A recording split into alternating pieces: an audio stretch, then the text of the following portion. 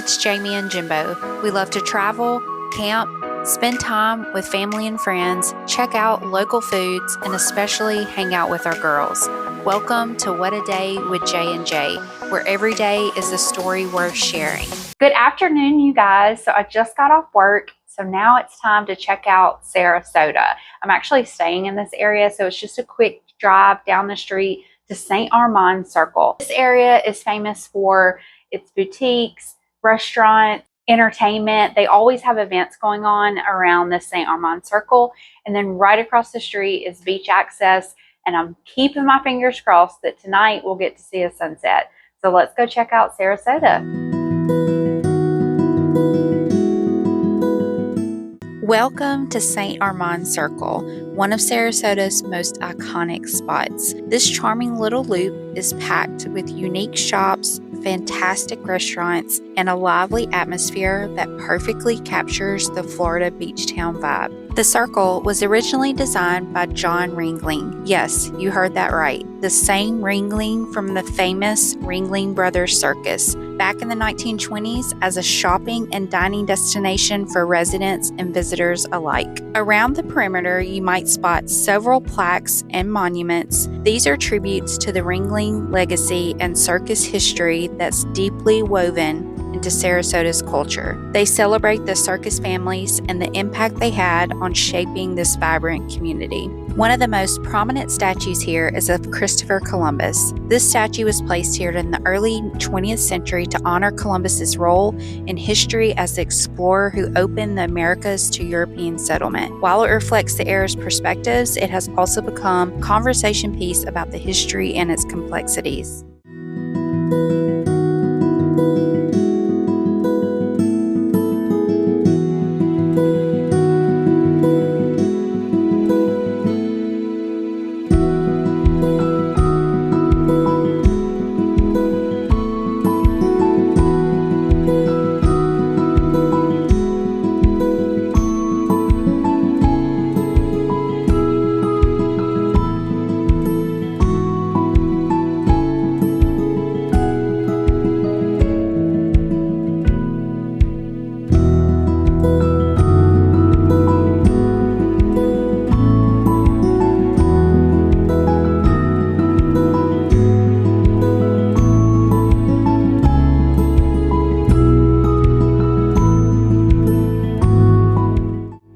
I can confirm that lunch was delicious. So now let's stroll around St. Armands Circle.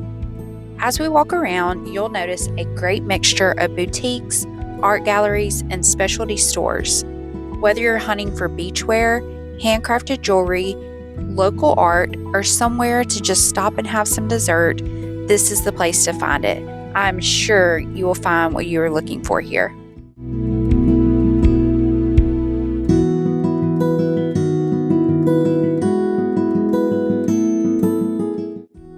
If you're craving some beach time, good news. You're only about a 10-minute walk from the white sandy shores of Sarasota Beach. From St. Armands Circle, just head east and you'll find easy beach access. There's actually a walking path from the circle to the beach. I made my way over there just in time to catch the sunset, and the views were absolutely stunning. There was a little cloud coverage towards the end, but I didn't mind because you cannot beat a Florida sunset. The sky lit up with beautiful colors, making it a perfect end to my day here in St. Armands Circle in Sarasota Beach. Let's take some time to admire God's beautiful creation.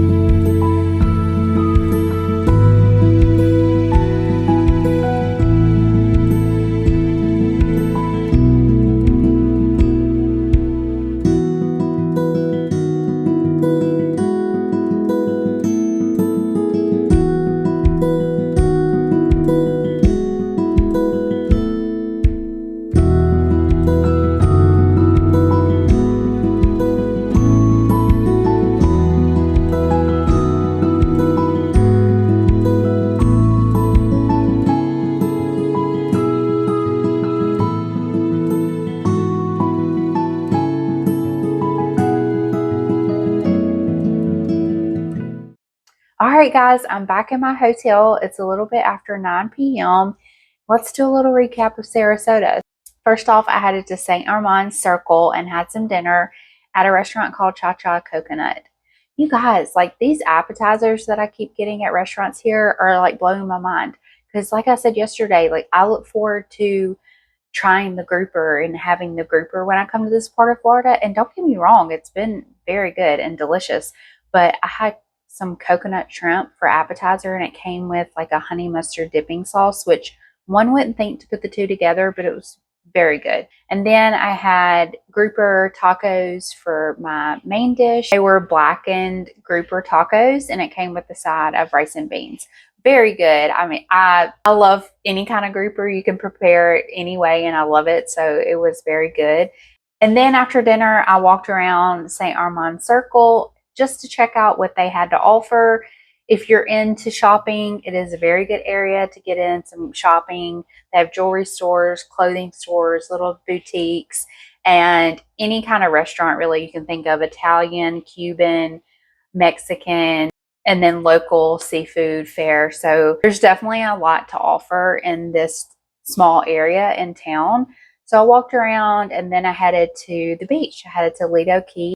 There's a walking path from St. Armand Circle to Lido Key Beach. So it's very easy to get to. I would say it's less than a 10-minute walk and you're like on the water.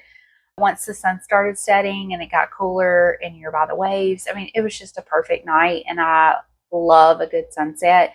Unfortunately, it was a little bit cloudy, but still, as you can see, it was a gorgeous Florida sunset. So I'm glad that I was able to see one.